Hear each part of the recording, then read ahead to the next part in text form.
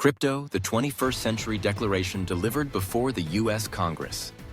At the U.S. Senate, Brad Garlinghouse, CEO of Ripple, wasn't just speaking about cryptocurrency. He was speaking about America, about a nation falling behind in the global race to write the rules of the future, about a technology that's no longer just innovation, but a new form of soft power, and a call for urgency before it's too late. 1.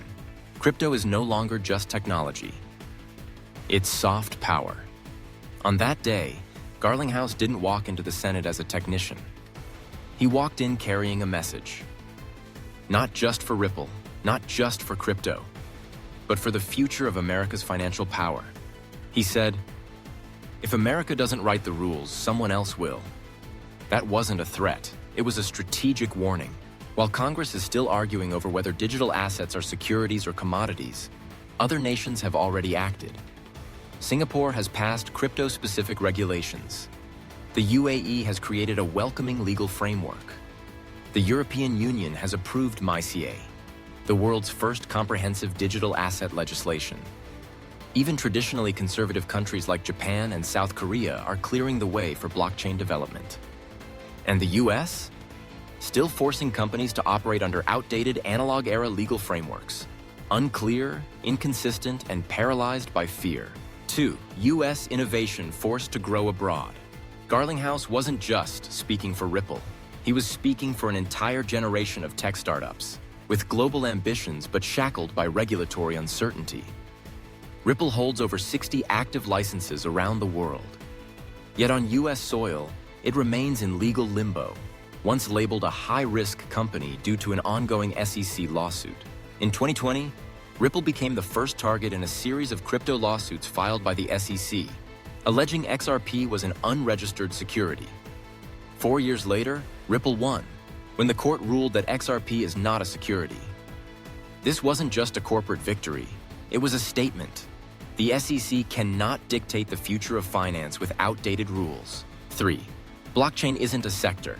It's the infrastructure of the 21st century. Garlinghouse made it clear. Blockchain is not a niche. It's the financial infrastructure of the future. From central banks experimenting with CBDCs, startups building decentralized wallets, digital identity, and asset custody, to nations exploring sovereign stablecoins tied to their own debt markets, blockchain is rapidly becoming the foundation of next-generation finance, much like electricity, the internet, or Swift-shaped previous centuries. America can't afford to miss this moment. 4. Garlinghouse doesn't dress like a revolutionary, but he speaks for the future. Brad didn't shout, but every word he said was a strike against the bureaucratic, outdated thinking that dominates DC. He highlighted 55 million Americans who hold crypto, a $3.3 trillion global digital asset market. Ripple, a US company that was forced to grow abroad. Why? Because America is too slow, too afraid of legal gray areas, and too burdened by old rules. That doesn't just drive innovation away. It also exposes American consumers to greater risk, forced to navigate a booming crypto world with no legal protections at home. 5. Law must no longer be a chain. It must be the road.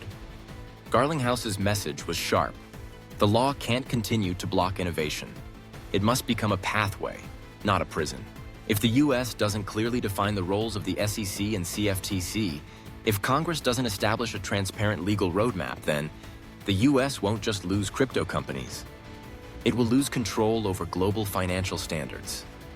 And that's what built America's superpower status in the first place. 6. Crypto, a financial revolution that won't wait for Washington. The truth is, history is already unfolding, with or without Washington's permission. The real question isn't, should America lead the next era of finance? It's, can it still catch up? Because if the US doesn't lead, others will.